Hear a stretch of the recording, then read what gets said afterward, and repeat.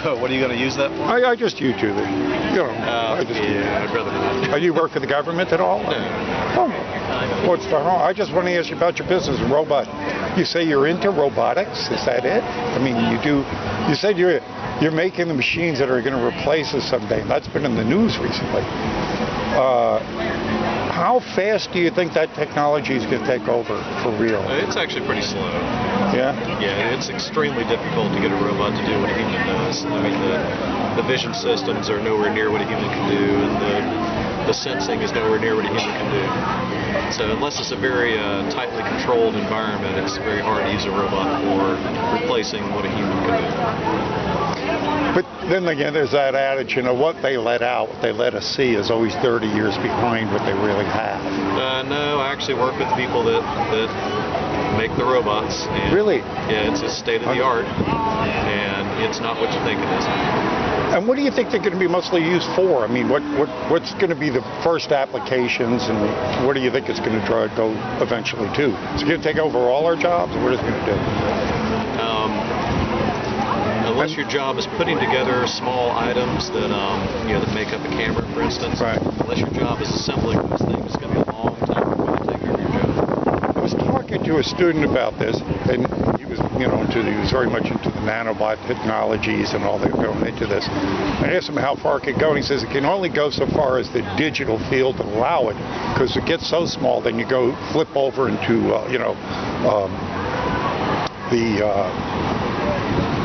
what is this science? The quantum science. It gets into quantum science. We can't go there yet because we haven't got a real handle on where that goes. Yeah, quantum computing is not there yet. You're familiar with Ray Kurzweil, the futurist? No.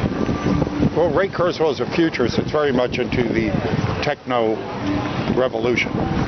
And he said that we're going to merge with machines and computers and become gods and live forever. And those that don't want to do this, we're going to run over.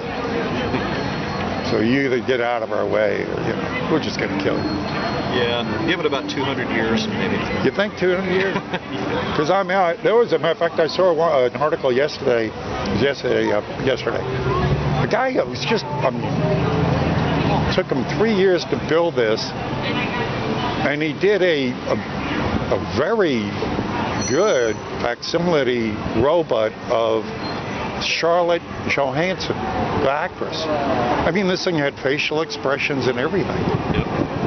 Did you see that? Did you happen to catch that? I haven't seen that. But is that possible? You can do that? Oh, sure.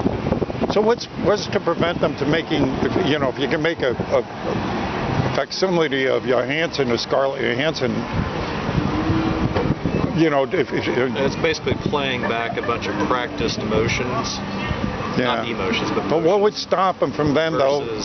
What would stop them then from putting up a, robot president, on TV? What would stop them from using that propaganda? Yeah, well, you can actually do that now. Yeah. Indeed, with CGI. Yeah, sure. Indeed. I saw that we're even now on the iPhones for facial recognition. You can make someone mimic the facial expressions. Right. It all does, isn't it getting kind of in a dangerous area, do you think? No, I think it's just all fun stuff. What about Bernie Sanders saying a couple of weeks ago that he's going to take all the big rigs off the highways and replace them with... Is he real? I thought he was a robot. See, there you go. I'll end with that. That's good.